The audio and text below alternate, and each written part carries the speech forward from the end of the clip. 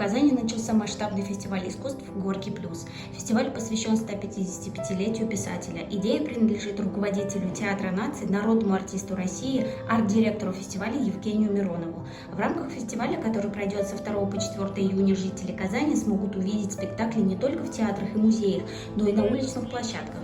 Именно о том, как Горький вышел из театров и музеев на улицы города, мы постараемся рассказать в наших материалах.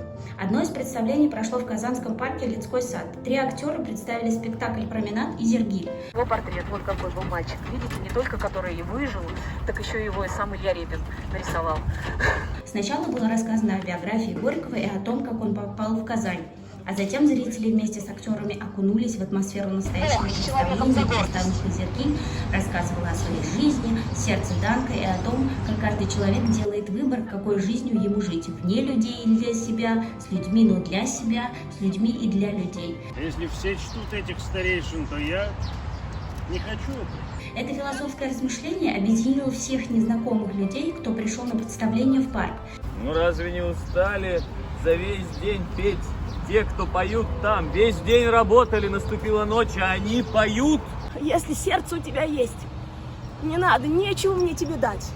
Ну просто послушай. Этот необычный уличный формат театра помогает тянуться в искусство даже случайным прохожим и узнать немного больше об известных людях, которые как-то связаны с Казанью.